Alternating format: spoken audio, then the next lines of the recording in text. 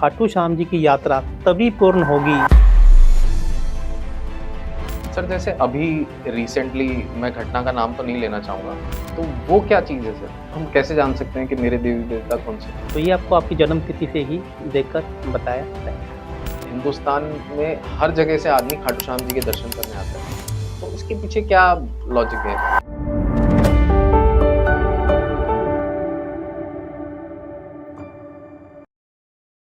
नमस्कार, आज के पॉडकास्ट में आपको ऐसी चीज़ें जानने को मिलेंगी जो आपकी लाइफ चेंज कर सकती हैं।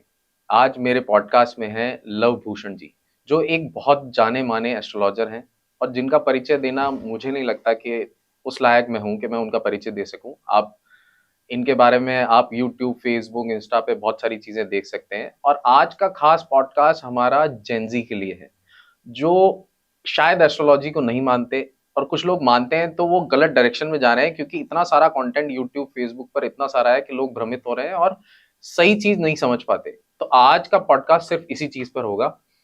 तो मिलते हैं हमारे एस्ट्रोलॉजर लव भूषण जी से।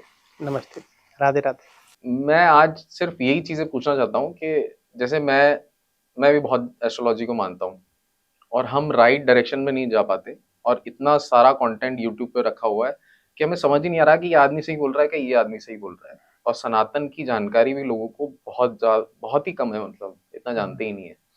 और घर परिवार भी अब इतने छोटे हो चुके हैं, न्यूक्लियर फैमिली हो चुकी हैं, तो पुराने जो रीति रिवाज है उनको भी समझ नहीं है जी तो उस वजह से लोगों को नुकसान भी बहुत हो रहा है, बहुत जी सारी चीजें हो रही हैं। जी।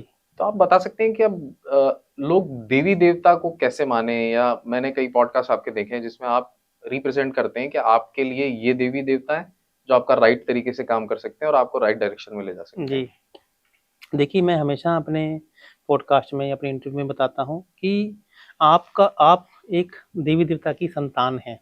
जैसे मान लीजिए आप किसी मीटिंग में जाते हैं, आप चाहते हैं कि मेरी ये बात आपके बीच में एक मीडिएटर हो जो आपकी फेवर का हो, वो सामने वाले तक आपकी बात पहुंचा सकता है।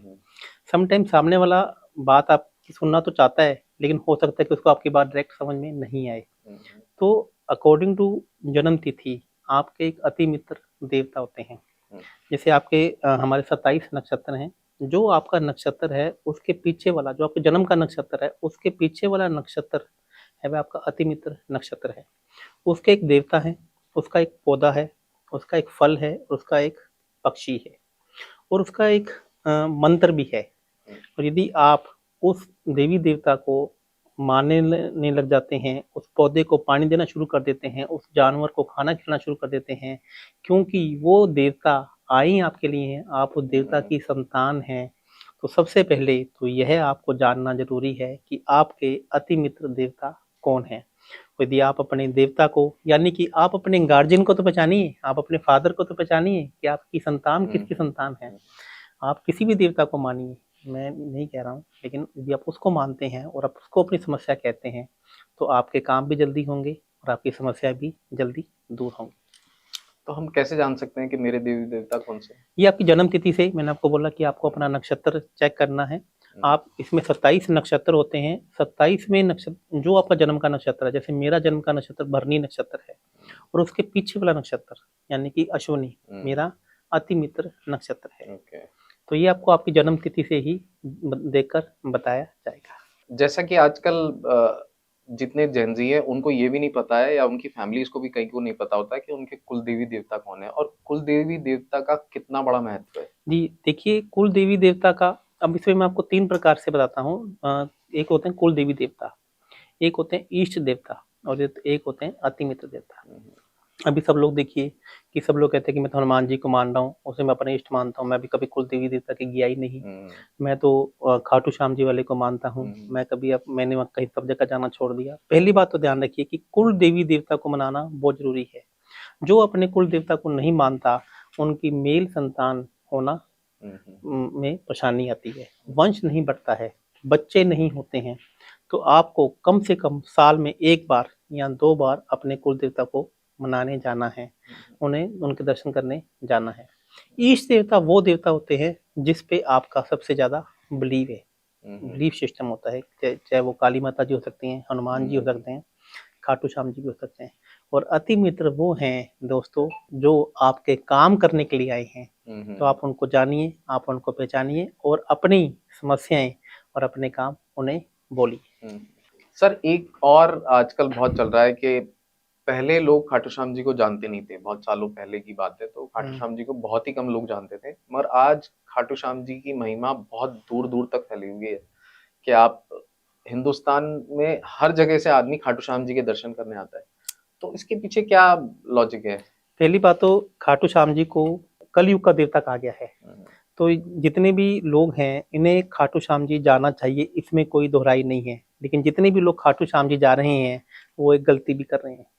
खाटू श्याम जी की यात्रा तभी पूर्ण होगी यदि आप मथुरा वृंदावन में कृष्ण जी के भी दर्शन करेंगे, क्योंकि कलयुग का देवता बनाने वाला कौन है? खाटू श्याम जी को भगवान स्वयं श्री कृष्ण जी है। यदि ऐसे ही जैसे आपको जानते होंगे कि कोल्हापुर में माँ लक्ष्मी जी का मंदिर है। आपको बताता हूँ कि लोग तिरुपति बालाजी चले जाते हैं विष्णु जी के दर्शन करने के लिए, लेकिन तिरुपति बालाजी की भी यात्रा तब तक पूर्ण नहीं होती जब तक आप उनकी पत्नी श्री लक्ष्मी जी के दर्शन करने कोल्हापुर नहीं जाते। तो ऐसे ही आपको खाटू श्याम जी जाना है तो खाटू श्याम जी के बाद आपको मथुरा वृंदावन कृष्ण जी के भी दर्शन करने जाना है। इससे आपकी मन्नत और आपका काम जल्दी पूरे होंगे। एक आजकल यूट्यूब पे बहुत ज्यादा चल रहा है और सब लोग देखना ही पसंद करते हैं, और ज्यादातर जो जेनजी लोग हैं वो न्यूमरोलॉजी को फॉलो कर रहे हैं और अपना नाम यूट्यूब के ज्ञान से उसको तोड़ मोड़ के और उसके साथ खेल कर रहे हैं। तो वो कहाँ तक सही है? देखिए सबसे पहले तो मैं न्यूमरोलॉजी के ऊपर आपको बताना चाहूंगा कि भारत के अंदर जो लोशो ग्रिड बनाया जा रहा है ये भारत का है ही नहीं, क्योंकि लोशो ग्रिड चाइना के द्वारा बनाया गया है। और लोशो ग्रिड के ऊपर आप देखेंगे तो साउथ ऊपर दिखाया जाता है, जबकि भारत अपना हेड नॉर्थ को मानता है। और लोशो ग्रिड के अंदर आप देखेंगे कि कुआं नंबर, जबकि कुआं नंबर निकालते नहीं जितने भी ये इंडिया के न्यूमरोलॉजिस्ट हैं, जबकि कुआं नंबर, पाकुआ नंबर, बगुआ नंबर हमारा कैलेंडर में लिखा ही नहीं है। यह भी चाइना के कैलेंडर का एक हिस्सा है, क्योंकि भारत का जो कैलेंडर है, हमारा जो विक्रम संवत है, इसमें 1 अप्रैल से नया साल शुरू होता है। इंग्लिश कैलेंडर में 1 जनवरी से शुरू होता है और चाइना के अंदर 1 मार्च से शुरू होता है। तो दोस्तों पहले तो जो लोशो ग्रिड आपको बनाया जा रहा है ये भारत की संस्कृति नहीं है। आप भारत का न्यूमरोस्कोप बनाइए, सामने वाले को बोलिए लोशो ग्रिड से नहीं, मुझे भारत के न्यूमरोस्कोप से मेरा न्यूमरोलॉजी कीजिए, क्योंकि जिसमें नॉर्थ ऊपर है। आपकी प्रेडिक्शन ही गलत हो जा रही है, क्योंकि शुरू से माइंड प्रोग्रामिंग ही वैसे की जा रही है।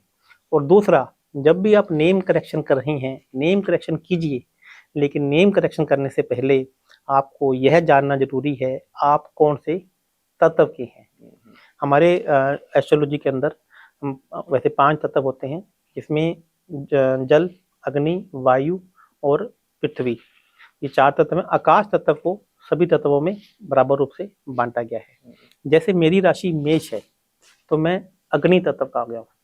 तो यदि मैंने गलती से अपना नाम जल तत्व की किसी भी राशि में रख लिया, मैं कितने भी ए आ ई उ यू लगाता रहूं तो मैं अपने ही भाग्य से लड़ रहा हूं। तो दोस्तों न्यूमरोलॉजी आप कीजिए, लेकिन उससे पहले यह जान लीजिए, मैंने अपनी एस्ट्रोलॉजी की कंसल्टेशन में हजारों लोगों के नाम मैंने बताया कि आपका नाम का पहला अक्षर ही आपका शत्रु है, आप कैसे आगे बढ़ोगे। अच्छा भाग्य होने के बावजूद भी आप उससे फाइट कर रहे हो। तो सबसे पहले ये जानिए कि आप कौन से तत्व के हैं। कहीं गलती से अपने शत्रु एलिमेंट पे पहला अक्षर रख लिया इन न्यूमरोलॉजिस्ट के कहने पे, और जिन्हें एस्ट्रोलॉजी की ABCD भी नहीं आती है, ये सनातन धर्म की बातें करते हैं, सनातन धर्म की नॉलेज इन्हें खुद ही नहीं है। इनसे ये तो पूछिए कि न्यूमरोलॉजी लिखी किसने थी। न्यूमरोलॉजी लिखी थी कीरो ने, जिसको एस्ट्रोलॉजी के बारे में कुछ पता नहीं है। न्यूमरोलॉजी लिखी लोशोगिड वालों ने, जो एस्ट्रोलॉजी के सनातन धर्म के बारे में कुछ जानते नहीं है। तो ये जानने में आप अपने कार्य सीधे करने की बजाय कहीं खराब तो नहीं कर रहे हैं। तो दोस्तों पहले अपना तत्व समझिए और फिर अपना नेम करेक्शन कीजिए। मैं नहीं कहता कि अपना नाम 5 पे लेकर आइए, 6 पे लेकर आइए, 3 पे लेकर आइए, लेकिन उससे पहले सही तत्व का जानना बहुत जरूरी है। सर एक जेनजी एक और चीज चल रही है मार्केट में, स्विच वर्ड्स, कुछ भी टाइप का एक टूटा फूटा 4 अक्षर उसको आप रिपीट करते रहो, आपके पास पैसे आते रहेंगे। ये बस आप तो ये स्विच वर्ड्स करते रहिए और इनके पीछे लगते रहिए, और पैसा आने की वेट, मुंगेरी लाल के हसीन सपने ये आपको बनाते जा रहे हैं और आप बनते जा रहे हो। दोस्तों पहले तो ये जानने की कोशिश कीजिए कि आप इस पृथ्वी पर आए किस लिए हैं, आपको काम क्या करना है। यदि आपको पैसा कमाना है तो मेहनत करनी पड़ेगी, आपको स्विच वर्ड्स में जाने की जरूरत कहाँ है, हमारे पास इतने अच्छे मंत्र हैं, उन मंत्रों का जाप कीजिए। यदि आपको लक्ष्मी जी चाहिए तो एक छोटा सा मंत्र आपको बता देता हूँ महालक्ष्मी जी का, जिसमें महालक्ष्मी जी की अष्टलक्ष्मी उसके अंदर विराजमान है। श्रीम, श्रीम नाम का एक मंत्र आप शुरू करना, बोलना शुरू कर दीजिए, या फिर श्रीम को आप यहाँ पर लिखना। स्विच वर्ड्स को क्यों लिख रहे हैं आप श्रीम को लिखना यहाँ पे शुरू कीजिए। यदि आपका किसी भी प्रकार से काम नहीं चल रहा है तो क्रीम, तांत्रिक मंत्र है, क्रीम को यहाँ पे लिखना शुरू कर दीजिए। और यदि आप किसी भी प्रकार से शत्रु से परेशान है तो ह्रीम, ह्रीम शब्द को आप लिखना चालू कर दीजिए। और यदि किसी भी प्रकार से आपके कार्य नहीं बन रहे हैं तो हलीम, तो शब्द को ये बोलना चालू कर दिए। जो हमारे शास्त्रों में लिखी है, सनातन धर्म में लिखी है, आप जो ये स्विच वर्ड्स हमारे ही सनातन धर्म से देखकर इन्होंने बनाए हैं और अब हम इनको फॉलो करने लगे हैं।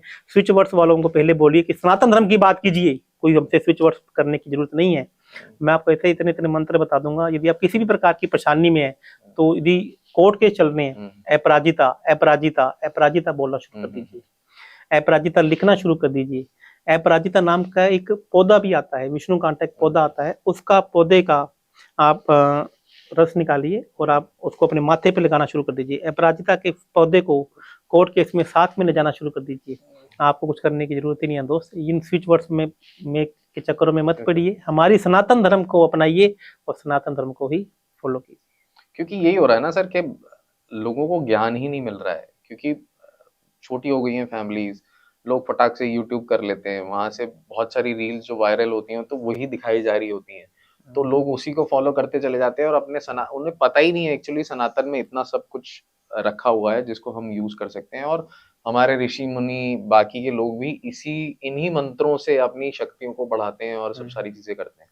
सर एक और चीज है कि हम मंदिर जाते हैं, तो मंदिर हम जानते हैं कई बार शांति के लिए जाते हैं, कभी कुछ मांगने के लिए जाते हैं, मगर हम मांगना किस तरीके से चाहिए भगवान से ताकि वो हमारी सुने। कई बार ऐसा होता है कि ये सुन भी रहे हैं कि नहीं सुन रहे हैं। देखिए, अगर आपने एक वीडियो देखा हो जिसमें एक बहुत वायरल हो रहा है, जिसमें एक लेडी है, वो मंदिर में जाके बहुत शोर मचा रही है शिव जी के मंदिर में, भगवान तुमने मेरी सुनी नहीं, वो शायद इस तरीके से, तो ये क्या है, मतलब कैसे मांगना चाहिए भगवान से? देखिए, जब भी आप मंदिर में जाते हैं तो आपके पांचों तत्व एक्टिव हो जाते हैं। सबसे पहले आप मंदिर में जाते हैं तो आप मंदिर में जाने से मैंने अक्सर ये कहते सुना है कि आपको जाकर भगवान से कुछ नहीं मांगना चाहिए। आपकी जो प्रार्थनाएं हैं वो हैवी हो जाती हैं और ऊपर वाले तक नहीं पहुंच पाती। मैं आपको बताता हूँ कि जब तक आप मांगेंगे नहीं तो सामने वाला देगा नहीं।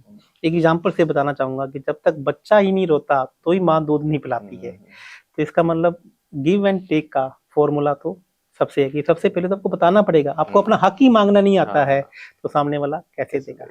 तो आपको भगवान के पास जाइए, आपको हंसकर भी बात करनी है और कभी कभी आपको उससे गुस्से में भी बात करनी है, जैसा कि आप कह रहे हैं।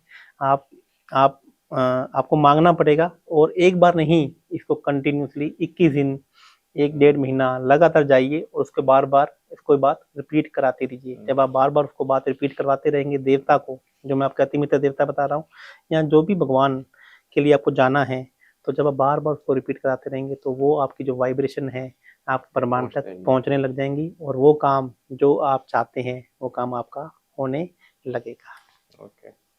एक अभी रिसेंटली अब एडमिशन्स होने वाले हैं, सब लोग नए कॉलेज में जाने वाले हैं, कुछ बच्चे स्कूल में जाने वाले हैं और लोग चाहते हैं कि उनका उस स्कूल में या उस कॉलेज में एडमिशन हो जाए, तो वो कैसे हो सकता है? देखिए, सबसे पहले तो आपको ये जानना है कि आपको कौन सा सब्जेक्ट लेना है। ये हम अब किसी भी जातक की कुंडली के 9th हाउस से देखकर बता देते हैं कि आपको ये सब्जेक्ट आपके लिए अच्छा रहेगा और ये आपके भाग्य के अकॉर्डिंग आपको चीजें मैच भी कर रही हैं। यदि आप ये चाहते हैं कि मेरा भाग्य मेरा साथ दे, तो 9th हाउस में जो राशि बैठी हुई है उस जोन में आप बैठकर सोचना शुरू कर दें। नहीं तो मैं कॉमन रेमेडीज आप सभी के लिए बता देता हूँ। 9th हाउस काल पुरुष की राशि में धनु राशि का होता है।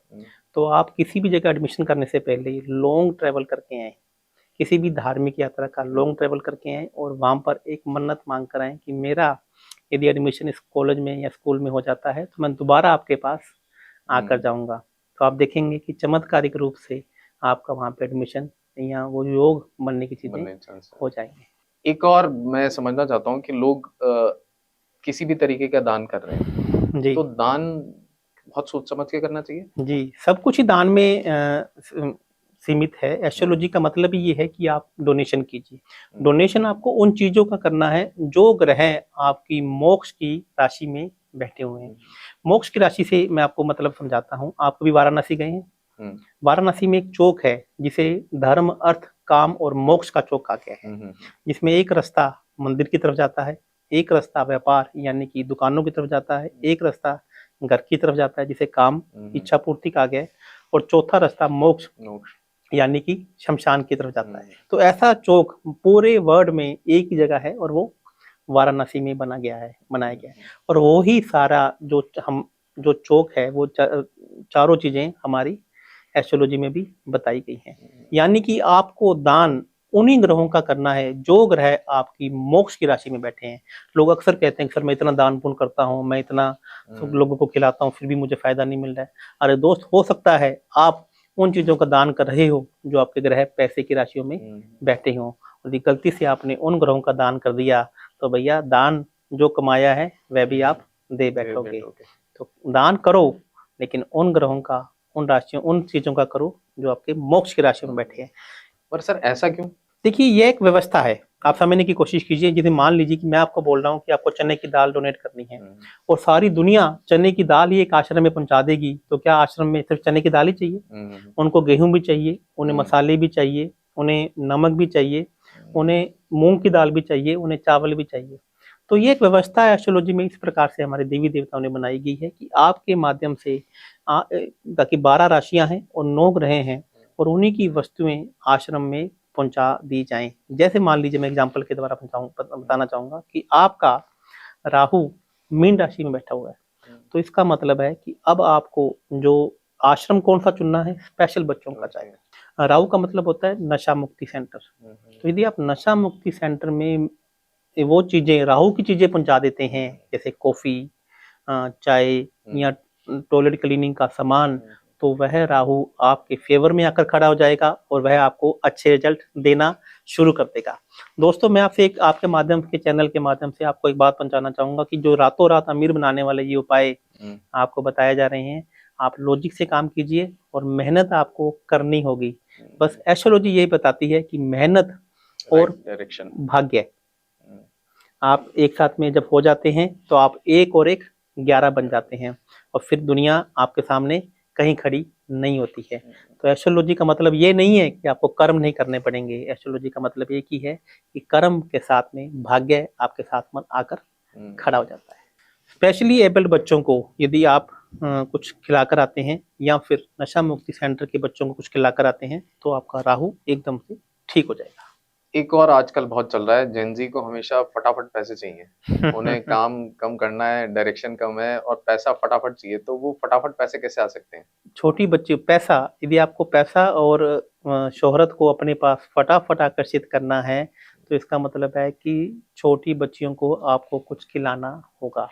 तो आप देखेंगे छोटी बच्चियां यानी कि बुध ग्रह, जो ऐसी बच्चियां जिन्हें कंजक या देवी स्वरूप कहा जाता है, यदि आप छोटी बच्चियों को आइसक्रीम खिलाना शुरू कर देते हैं तो आपके पास पैसा जल्दी आकर्षित होता है। यह मनी मैग्नेट की तरह काम करता है। तो यदि आप सर्दी हो रही है तो अब सर्दी में हम आइसक्रीम या कुल्फी नहीं खिला सकते, तो हम छोटी बच्चियों को चॉकलेट की ब्राउनी या चॉकलेट कुछ खिलाना शुरू कर देते हैं, तो आप देखेंगे कि पैसा आपके पास मनी मैग्नेट की तरह आना शुरू हो जाता है। एक और जेनजी से रिलेटेड मेरा क्वेश्चन है कि हर कोई जेनजी या तो अपना कैफे खोलना चाहता है या वो रेस्टोरेंट खोलना चाहता है और वो खोल भी लेता है और वो 3 महीने तक ही चल पाता है, उसके बाद बंद हो जाता है। ऐसा क्यों? देखिए, कैफे को पहले तो ये समझिए कि कैफे का काम किस चीज का है। कैफे का काम कर्क राशि का है और यह टेस्ट यानी कि वाटर एलिमेंट से देखा जाता है। आपको कैफे या रेस्टोरेंट खोलना है तो पहले तो ये चेक कीजिए कि वो कैफे या रेस्टोरेंट किस चीज का होना चाहिए। हो सकता है कि आपकी कर्क राशि का संबंध शनि से बैठ रहा हो तो आपको आइसक्रीम का पार्लर खोलना है या ठंडी चीजें का रखना है। यदि आपका कर्क राशि का संबंध मंगल ग्रह से बैठा हो तो आपको तंदूरी आइटमों का कैफे खोलना है। और कहीं ना कहीं कर्क राशि का संबंध केतु से बैठ रहा है तो आपको चाइनीज या खट्टी मीठी चीजों का रेस्टोरेंट खोलना है। और कर्क राशि का संबंध यदि गुरु ग्रह से बन रहा हो तो आप किसी भी तरीके का रेस्टोरेंट खोल सकते हैं। आप जल्दबाजी मत कीजिए दोस्त, आप पहले अपने भाग्य को चेक कीजिए, अपने भाग्य को देखिए कि हो सकता है कि एक छोटी सी एडवाइस, एक सही एडवाइस आपको कहाँ का कहाँ पहुंचा दे, और नहीं तो छोटी सी गलत एडवाइस आपको बर्बाद भी कर सकती है। एस्ट्रोलॉजी एक कोच की तरह काम करती है, जिसका मकसद है आपको आपके भाग्य की सही चीजें बताना और सही रास्ते तक पहुंचाना। क्योंकि एस्ट्रोलॉजी ये कहती है एक अच्छे इंसान के पास पैसा होना चाहिए, तो जब अच्छे इंसानों के पास पैसा होगा तभी समाज सेवा भी होगी, तभी गौ सेवा भी होगी, तब एक अच्छा इंसान अपना भी ध्यान रखेगा, सामने वाले का भी ध्यान रखेगा, वो रोजगार भी डेवलप कर सकेगा, वो रोजगार भी डेवलप करेगा, तो लोगों को काफी फायदा होगा। काफी फायदा होगा। अब सर आपने ये तो बता दिया कि खोलने से पहले हमसे मिल लें या एस्ट्रोलॉजी का ध्यान रखें, मगर जो खोल चुके हैं वो कैसे उसको एस्टेब्लिश करें, क्योंकि रनिंग कॉस्ट जो होती है ना उसकी वो बहुत ज्यादा होती है और उसी में दबा होता है आदमी। पहले वाले में बताया कि मैंने आपको जो रेस्टोरेंट है ये वाटर एलिमेंट का काम है, और वाटर एलिमेंट की दिशा है वह नॉर्थ दिशा है। तो पहले जिनका रेस्टोरेंट खुला हुआ है वो चेक करें कहीं उनका किचन साउथ वेस्ट में तो नहीं है। यदि उनका किचन साउथ वेस्ट में है तो एक छोटा सा किचन आप अपने रेस्टोरेंट के नॉर्थ में भी बनाइए, या नॉर्थ वेस्ट में या फिर साउथ ईस्ट में। यदि मैं आपको एक बात बताता हूँ, नॉर्थ, मैंने अभी आप जितने भी वास्तु वाले ये बोलेंगे कि सर नॉर्थ तो पानी की दिशा है, वहां पे रेस्टोरेंट कैसे हो सकता है। नॉर्थ जो कि वाटर एलिमेंट यानी कि टेस्ट की दिशा है, क्योंकि जहां पर खाना आप अपनी फैमिली के लिए नहीं बना रहे हो, यहाँ पर खाना आप लोगों के लिए बना रहे हैं। तो यदि आप वाटर एलिमेंट की दिशा में आपका किचन होगा, यानी कि नॉर्थ की दिशा में यदि रेस्टोरेंट है और वहां पर किचन होगा, तो ये भगवान की कृपा है कि ऑटोमेटिकली खाना टेस्टी बनेगा। आप करके देखिएगा, लोग जो भी आपके रेस्टोरेंट में खाना खाने आएंगे वो उंगलियां चाटते रह जाएंगे, ऐसा टेस्टी खाना आपके रेस्टोरेंट में बनेगा। मेरे कहने पर एक छोटा सा किचन आप नॉर्थ में बनाइए और फिर देखिए कि कैसे आपका रेस्टोरेंट चलता है। हाँ, मतलब जिनका अभी किचन है भी स्टैब्लिश्ड, वो नॉर्थ में छोटा सा किचन बना के वहाँ थोड़े दिन प्रैक्टिस कर सकते हैं। जी जी। तो ये अच्छा बताया सर आपने आइडिया कि जिनकी किचन बन चुकी है वो नॉर्थ में एक छोटी सी किचन बना के वहां से स्टैब्लिश करके थोड़ा थोड़ा सर्व करना चालू करें, तो शायद उनको अंतर पता लग जाएगा और वो नॉर्थ में अपनी किचन को शिफ्ट कर देंगे। सेकंड चीज, सर लोगो का भी बता सकते हैं, लोगो का कलर और बाकी चीजें डिजाइन। हाँ, देखिए कि नॉर्थ कलर का, अगेन मैं आपको जो बताना चाहता हूँ कि किचन या रेस्टोरेंट का जो काम है ये वाटर एलिमेंट का काम है। वाटर एलिमेंट यानी कि वेव। यदि आप अपने किचन में अवॉइड रेड कलर को कीजिए, रेड कलर का लोगो नहीं होना चाहिए, लोगो के अंदर किस प्रकार का त्रिकोण नहीं होना चाहिए। आप वेव यानी कि वेव, पानी का जैसे वेव होती है ना, भाव, इस प्रकार का यदि आप लोगो अपना डिजाइन कर लेते हैं तो आप देखेंगे कि वही जो रेस्टोरेंट आपका नहीं चल रहा वो चलने लगेगा। कोशिश कीजिए वहाँ पे रेड कलर को लोगो में अवॉइड कीजिए, और रेड कलर की बजाय आप ब्लू कलर को, ग्रीन कलर को और व्हाइट कलर को प्राथमिकता दे सकते हैं। और सर जो और भी रेस्टोरेंट्स हैं और उनके बिजनेस थोड़े कम चल रहे हैं, तो वो कैसे अपने कस्टमर्स को और अट्रैक्ट कर सकते हैं? कस्टमर्स को अट्रैक्ट करने के लिए नॉर्थ की दिशा में आप एक मिरर लगा सकते हैं। मिरर आपको इस प्रकार से लगाना चाहिए कि उनकी जो आय है वो 7 आए। जैसे आप मिरर की लंबाई और चौड़ाई को गुना करके डिवाइड बाई 8 करके देखेंगे तो शेष फल 7 रहना चाहिए। इसको मैं सिंपल एग्जांपल में बता देता हूँ कि आप 13 इंच बाई 11 इंच का एक मिरर लगाएं। 13 इंच लंबाई हो और 11 इंच चौड़ाई हो, और यदि आपको इससे बड़ा मिरर लगाना है तो आप मुझे डीएम भी कर सकते हैं, तो मैं आपको उसकी लंबाई चौड़ाई एग्जैक्टली बता देता हूँ। दोस्तों, इसको हमारे वास्तु विश्वकर्मा के पेज नंबर 42 में बताया गया है, इनकम वास्तु के अंदर, कि आप किस प्रकार से अपने कस्टमर को बढ़ाने के लिए नॉर्थ में क्या कर सकते हैं। तो ये अकेला रेस्टोरेंट के लिए नहीं है। यदि आप कोई भी किसी भी तरीके का आपका शोरूम है, किसी भी तरीके का आपका काम है, तो नॉर्थ के अंदर आप एक मिरर जरूर लगाएं और आप देखेंगे कि किस प्रकार से आपके कस्टमर्स, आपका नेम एंड फेम बढ़ने लगेगा। और इसमें एक बात और बता देता हूँ, जो आप नॉर्थ में मिरर लगाएंगे तो मिरर के पीछे आप अपनी कंपनी का लोगो लगा दीजिए। अपनी कंपनी का, जो आपके शोरूम का नेम मिरर के पीछे लगाना है। मेरी बात को शब्दों पे ध्यान दीजिएगा, मिरर के पीछे लगाकर और उसके ऊपर मिरर लगाना है, और देखिए कैसे आपके साथ में चमत्कार होने लगते हैं। एक वास्तु की बात चल रही है तो सर मैंने आपका पॉडकास्ट भी देखे हैं कई, और बाकी पॉडकास्ट भी देखे हैं, तो जिसमें लोग कहते हैं कि कॉर्नर का मकान नहीं लेना चाहिए। देखिए दोस्तों, ये वास्तु की एक अज्ञानता जिसे मैं कहूँ, ये उन्हीं लोगों के द्वारा ये बात फैलाई जा रही है जिन्हें आज यूट्यूब में या सोशल मीडिया में सबसे ज्यादा फॉलो किया जाता है। मेरा खुद का मकान नॉर्थ ईस्ट का है और आज से नहीं, बहुत हजारों सालों से हैं। आप अपने परिवार के पुराने बुजुर्गों से पूछिए, क्या नॉर्थ ईस्ट का घर नहीं होना चाहिए? नॉर्थ ईस्ट का घर हमेशा अच्छा माना गया है। और मैं आपसे पूछना चाहता हूँ, क्या ऐसा कोई महल, ऐसा कोई आपने पुराना किला देखा है जो कोने का नहीं है? सारे के सारे महल ऐसे हैं जिसमें चारों के चारों कोने खुले होते हैं, और फिर लोग आपको डरा रहे हैं कि घर कोने का नहीं होना चाहिए। बस आपको ये ध्यान रखना है कि कोने का मकान बनाते समय कॉर्नर के अंदर गेट आपको रोड के सेंटर में ही लेना चाहिए। और वो भी यदि आपके घर की डिग्री घूमी हुई है तो उससे पहले आपको चेक करना पड़ेगा, कहीं ऐसा ना हो कि कोना आपका साउथ का आ रहा हो, साउथ ईस्ट का आई ना रहा हो, क्योंकि आपका घर का डिग्री घुमा हुआ। दोस्तों, इस साइंस को हल्के में मत लीजिए। यह साइंस, ये तो हम खुशकिस्मत हैं कि ये मुगलों ने हम पर आक्रमण कर दिया, बाद में अंग्रेजों ने आक्रमण कर दिया, कि जो शास्त्र जो हमारे लिए, आम लोगों के लिए बनाए नहीं गए थे, जो सिर्फ देवी देवताओं के लिए और राजा महाराजाओं के लिए बनाए गए थे, तो जो हम तक पहुंच गए हैं, लेकिन उसका गलत तरीके से प्रचार प्रसार किया जा रहा है। आप डिग्री निकालकर सही तरीके से अपना द्वार बनाइए, तो आप देखेंगे कि वो घर, कोने का घर आपको चारों तरफ से सुख समृद्धि देने वाला होगा। सर ठीक है, कॉर्नर का मकान तो आपने बता दिया कि बहुत शुभ रहता है और सब लोग ले ही रहे हैं, पर सर इसमें द्वार का कुछ रिलेटेड रहता है? जी, इसमें द्वार हमारे 4 कोने होते हैं, जिसमें नॉर्थ में 4 द्वार अच्छे बताए गए हैं, ईस्ट में 2 द्वार, साउथ में भी 2 द्वार और वेस्ट में भी 2 द्वार। इन एक्चुअली में इनको क्षेत्रपालक कहा जाता है, द्वार का रक्षक कहा जाता है। आपको आपके घर का जो द्वार है वह एक अच्छे देवता का द्वार होना चाहिए, नहीं तो हो सकता है कि आपका द्वार पालक ही आपका भक्षक बन जाए। तो आपका द्वार पालक आपके द्वार की रक्षा करे, आपकी घर की रक्षा करे, ऐसा हमारे वास्तु में बताया गया है। जो जमीन है जिसे मंगल की भूमि कहा जाता है, जैसे ही आप उसमें वास्तु यानी कि वास करना शुरू कर देते हैं, वह जमीन वास्तु पुरुष की जमीन हो जाती है। जिस प्रकार से कहा गया है कि देवी देवताओं को मनाने से पहले आपको गणेश जी की पूजन करनी चाहिए, उसी तरीके से वास्तु पुरुष को भी ब्रह्मा जी का वरदान है, यदि आपको किसी ने फॉलो नहीं किया तो वहां के रहने वाले लोगों को भी उसके गंभीर परिणाम भुगतने होंगे। तो दोस्तों, द्वार का बहुत ही महत्वपूर्ण भूमिका है। आपका द्वारपाल आपका रक्षक है या ये भक्षक है, ये आपका एक्चुअल में एंट्री देकर ही बताया जा सकता है। क्या अक्सर सर लोग बहुत ज्यादा सर्च कर रहे होते हैं और आजकल लोगों के विचार भी बहुत कम मिल रहे होते हैं, हस्बैंड वाइफ की बात कर रहा हूँ मैं, जिसके अंदर दोनों के विचार नहीं मिलते और बहुत कलेश होता है, तो इसका कुछ रिजॉल्व कर सकते हैं अपन? देखिए, जो रिलेशनशिप की एक राशि होती है तुला राशि, तुला राशि जिसे संबंधों की राशि भी कहा जाता है, तुला राशि जिसे स्थायित्व की राशि भी कहा जाता है।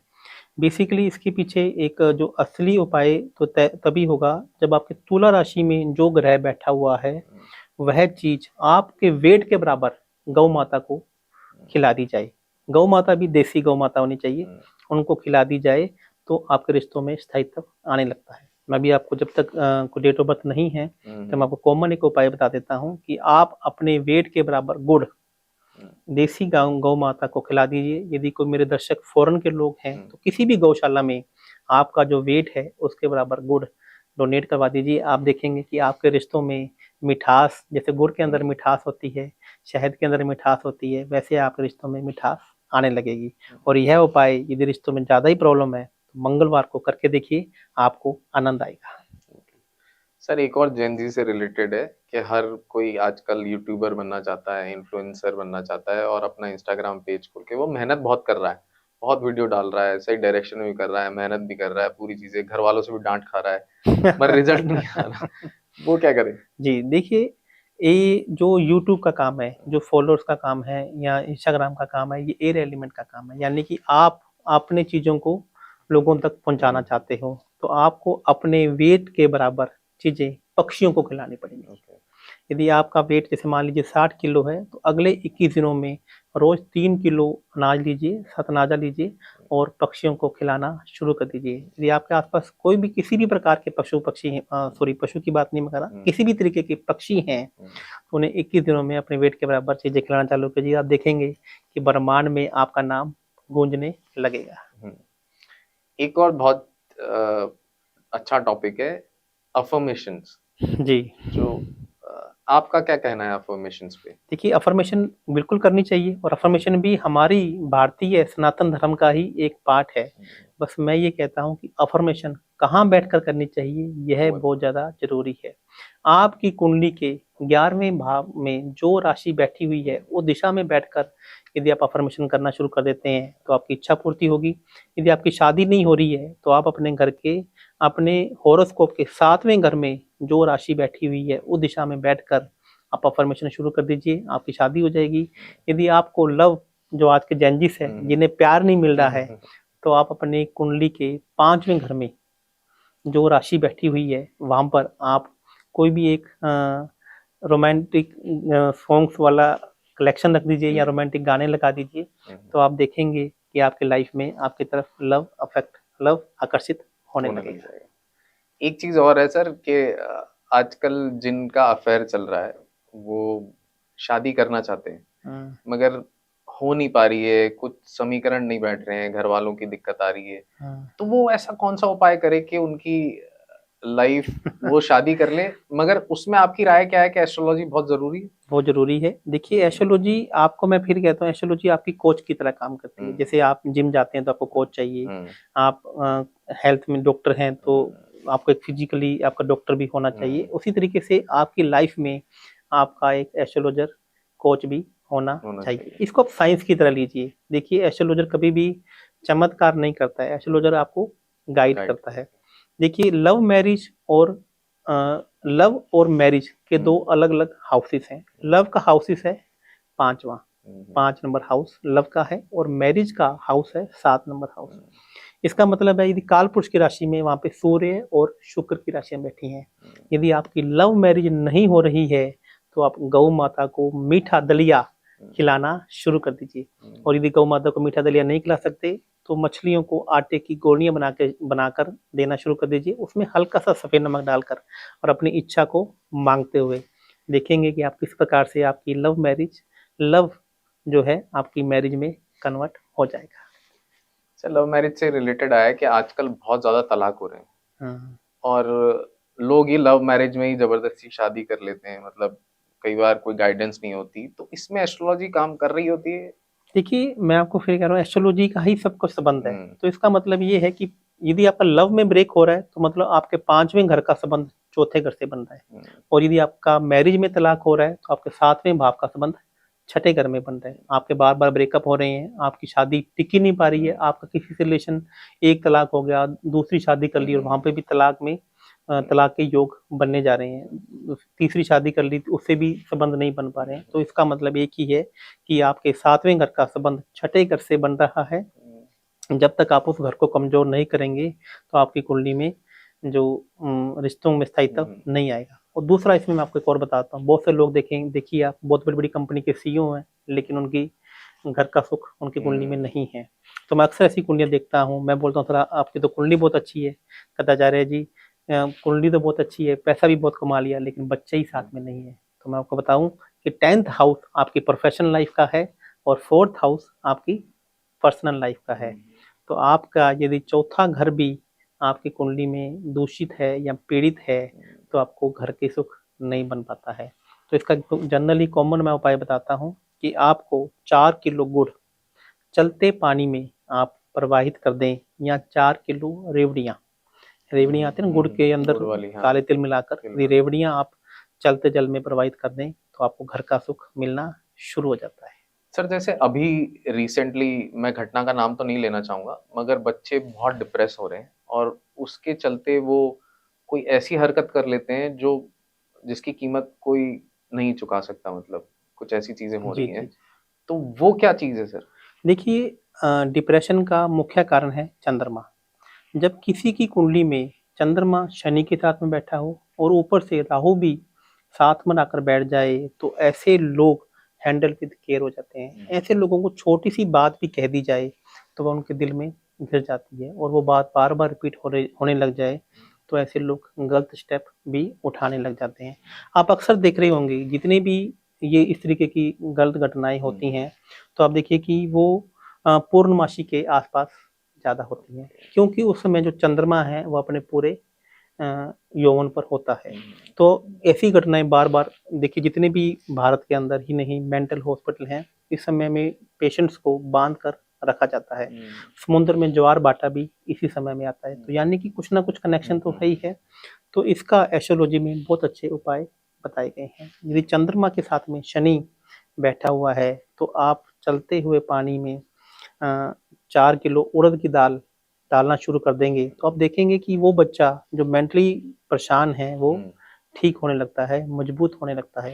यदि चंद्रमा के साथ में राहु बैठा हुआ है तो आप चलते पानी में 4 किलो जौ डालना शुरू कर देंगे तो भी बच्चा मेंटली रूप से मजबूत होने लगता है। और यदि शनि और राहु दोनों बैठा है तो आपको उड़द और जौ के आटे की दोनों की मिक्स गोली बनानी है, साथ में गुड़ का पानी भी डालना है। इसको आप चलते पानी में प्रवाह कर दें। चलता पानी नहीं है तो किसी भी प्रकार से पानी को में प्रवाह कर देते हैं तो आप देखेंगे कि वो शनि और राहु जो आपकी कुंडली में आपको पीड़ित कर रहा था आपके फेवर में आकर बैठना शुरू हो जाएगा।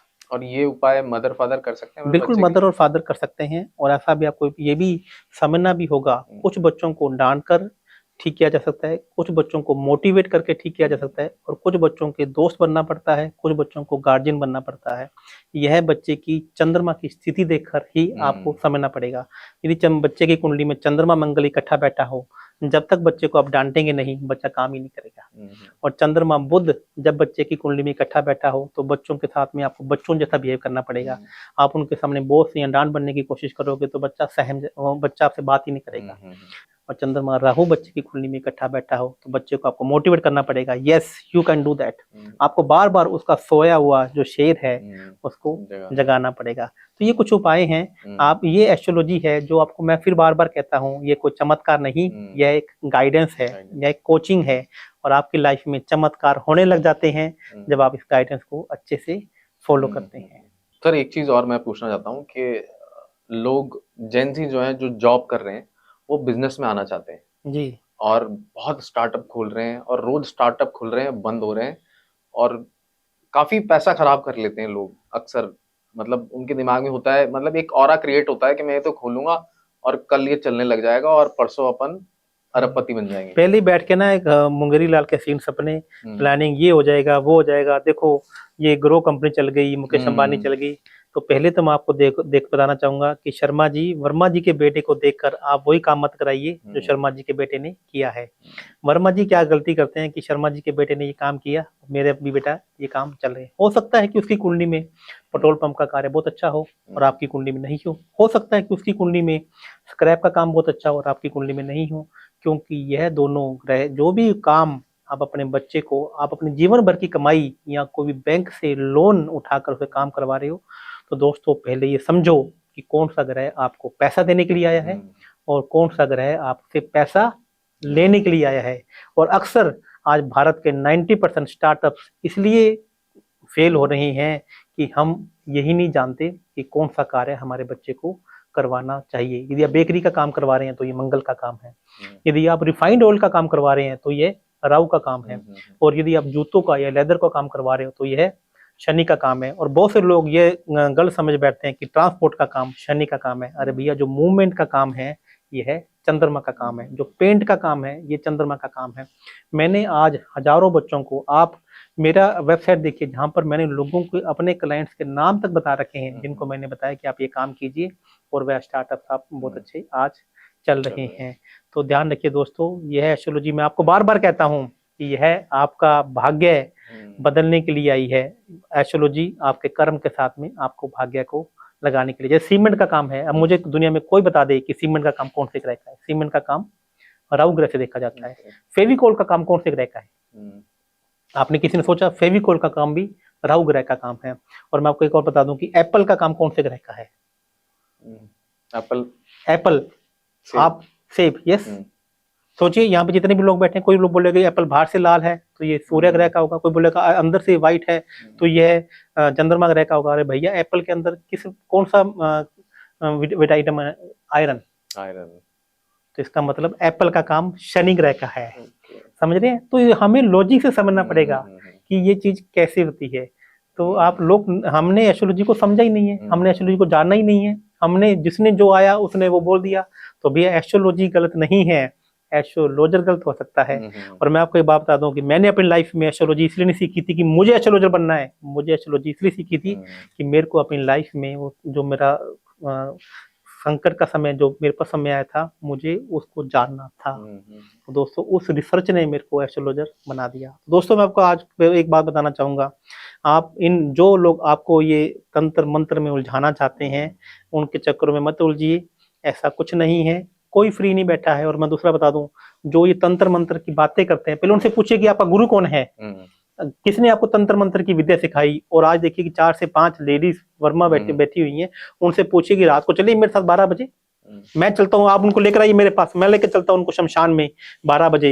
यदि पता लग जाए कि भूत उनको चिमटता है कि आपको चिमटता है, तो समझने की कोशिश कीजिए। और जो लोग आपसे कहते हैं कि हम आपकी तांत्रिक की बहुत बड़ी पूजा कर रहे हैं, तो आप उनको बोलिए कि हम भी उस पूजा में शामिल होंगे।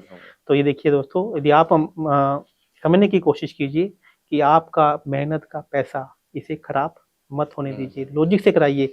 हम भी पूजा करवाते हैं, लेकिन मुझे पता है कि भगवान के नाम पे यदि हम पैसा ले रहे हैं, तो भैया उल्ट पलट के तो हमारे पास ही आना है। तो हम किसी की पूजा कहते हैं तो हम पूजा करते भी हैं। ये बोलते हैं कि हमारे गुरुजी पूजा करेंगे, इसलिए गुरुजी का नाम तो बताओ, और कौन से गुरुजी ने तुमसे तंत्र विद्या सीखी है उसका नाम बताओ, और कौन सा तंत्र तुम्हें आता है ये नाम बताओ, और कौन से शमशान में जाके आप वो तंत्र विद्या करते हो, वो शमशान का नाम बताओ।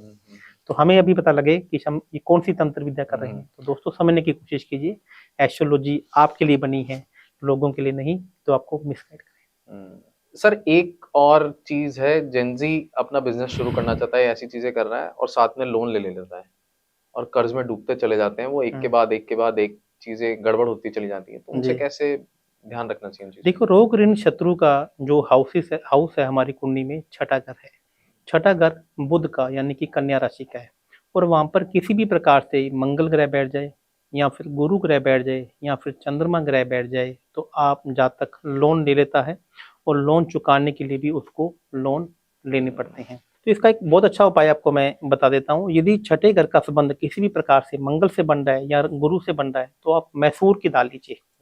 मैसूर की दाल जितना आपका वेट है, यदि आपका 60 किलो वेट है, तो उसके 60 पैकेट बनाइए, और मंगलवार के दिन आप गरीब लोगों को बांटना शुरू कर दीजिए। तो आप देखेंगे यदि आप ऐसा अपने वजन के बराबर नहीं भी कर पा रहे हैं, तो अपने वजन का 10वां हिस्सा भी आप ले सकते हैं। यदि आप ऐसा करके आप कुछ ही मंगलवार ऐसा करके देखिए, देखेंगे कि ऐसे स्रोत बनने लगेंगे, ऐसी चीजें बनने लगेंगी कि आप कर्जे से धीरे धीरे बाहर आने लगेंगे। बस ये ध्यान रखिए कि कभी भी मैसूर की दाल गौ माता को नहीं खिलाई जाती है। तो मैसूर की दाल आप डोनेट कीजिए, या लंगर में भी आप देकर आ सकते हैं, लेकिन गौ माता को कभी भी मैसूर की दाल नहीं खिलाई जाती है। और वो भी आपसे पूछ के ही करें जी, वो भी आप यदि हम उपाय, देखो मैं आपको फिर कह रहा हूँ, मंगल का संबंध है छठे भाव से, गुरु का संबंध है, चंद्रमा का संबंध है, तो वही उपाय आपको करने पड़ेंगे। सर अभी 2 महीने बाद ही नया साल शुरू होने वाला है, तो कुछ ऐसा बता सकते हैं आप जिससे क्या करें या क्या ना करें 2026? देखिए 2026 यदि मैं न्यूमरोलॉजी के हिसाब से, अंक विद्या के हिसाब से बात करूं, तो यह 2026 6, 2 8 और 2 10 यानी कि सूर्य का साल शुरू होने जा रहा है। तो यह साल जो भी लोग आपको डराने की कोशिश कर रहे हैं, तो पहली बात तो आप डरिए मत, आप इससे बाहर निकलना शुरू कीजिए। सूर्य यानी कि नई शुरुआत, राजा के गुण आपके अंदर आने वाले हैं, और यह साल 2026 आपके लिए, आपके परिवार के लिए और पूरे यूनिवर्स के लिए बहुत अच्छा रहने वाला है। और इस समय आप कुछ नए काम करने की प्लानिंग भी कर रहे हैं, तो 2026 साल आपके लिए बहुत अच्छा रहेगा। नया काम शुरू करने के लिए, आपको आगे करने के लिए यह साल नेम एंड फेम, सूर्य का मतलब ही क्या है, नेम एंड फेम, रिलेशनशिप और आपका सोशल कनेक्शन बनाने वाला रहेगा। और यह साल हर प्रकार से आपके लिए खुशियां लेकर आए, आपके परिवार को आगे बढ़ाए लेकर जाए। तो मेरा भी यह ऊपर वाले से हाथ जोड़कर विनती है, और आपके साथ भी ऐसा ही होगा, आप बिल्कुल निश्चिंत रहिए। जैसे मैं अपना नया साल शुरू होने वाला है, मैं अपनी तैयारी करना चाहता हूँ, नए साल में कुछ चीजें प्लानिंग की हुई है, तो इसमें मुझे एस्ट्रोलॉजी हेल्प कर सकती है? बिल्कुल एस्ट्रोलॉजी हेल्प कर सकती है। ये तो आपको एस्ट्रोलॉजिकल आपका चार्ट को देख के बता सकता हूँ, लेकिन यहाँ पर जितने भी व्यूअर्स मेरा अपने पॉडकास्ट को देख रहे हैं, तो सबके लिए कॉमन उपाय आपको मैं बता देता हूँ कि 1 जनवरी के दिन का शुरुआत आप सूर्य को जल चढ़ाकर कीजिए, और उस दिन मुख्यतः मेन रूप से सूर्य उदय होने से पहले उठने की कोशिश कीजिए। चाहे आपको रात को 31 तारीख को आप कितनी भी लेट सोते हैं, लेकिन सो रहे हैं क्योंकि सूर्य का दिन है, सूर्य उदय से पहले उठिए, सूर्य नमस्कार कीजिए, सूर्य को जल दीजिए। और आपने पास के किसी भी आश्रम में सूर्य की वस्तुएं यानी कि गेहूं, मक्का या फिर बाजरा पास के किसी भी गौशाला में या पास के किसी भी आश्रम में देकर आएं, तो देखें कि किस प्रकार से नया साल आपके लिए खुशियां लेकर आने वाला होगा। एक सर मैं और सवाल है, मेरा भी है और बाकी शायद जनता का भी होगा, कि लोग पैसा तो बहुत सारा कमाते हैं, ठीक है ना, आप बैलेंस शीट देखो तो बहुत सारा पैसा कमाया जाता है, मगर हाथ में कुछ नहीं रुकता। जब पैसा हाथ में नहीं रुकता है तो इसका मतलब है कि आपकी कुंडली में कहीं ना कहीं चंद्रमा और बुध की युति बन रही है। बहुत ही आसान उपाय आपको मैं बता देता हूँ। चावल और मूंग की दाल की खिचड़ी बनती है। जब आपने देखा होगा कुछ लोग हम भी परेशान हो जाते हैं हेल्थ में, तो हमें खिचड़ी दी जाती है। तो आप हर अमावस्या के अमावस्या, सारी दुनिया को ये उपाय करना चाहिए, हर अमावस्या के अमावस्या चावल और मूंग की खिचड़ी बनाकर आप गरीब लोगों में बांटना शुरू कर दीजिए। नहीं कर सकते तो अमावस्या में किसी भी पास के आश्रम में, अगेन आप कहीं भी गुरुद्वारे में या जहाँ पर भी भंडारा चल रहा हो, लंगर चल रहा हो, तो वहाँ पर चावल और हरी मूंग आप देकर आना शुरू कर दीजिए। और जो पैसा आपके पास नहीं रुकता वह रुकना शुरू हो जाएगा, क्योंकि यह पितृ यानी कि नृत्य देवता का उपाय है, जो कि आपकी स्थायित्व को आकर्षित करता है, आपके अंदर मजबूती लेकर आता है। जब आप ये उपाय करने लगेंगे तो जो चीजें हैं, जो रिलेशन है, वो आपके पास रुकने शुरू हो जाएंगे। हिंदुस्तान में ज्यादातर ये चलता है कि जैसे ही बच्चा कमाने लगता है, थोड़ा सा सेटल होता है, तो चाहता है अपना घर बन जाए, और लोगों का सपना ही होता है, मतलब ये 3-4 बड़े लाइफ के पॉइंट्स होते हैं जिसमें एक घर बहुत इंपॉर्टेंट रोल प्ले करता है, और जो लोग अपना घर बनाना चाहते हैं उनका बन नहीं पाता।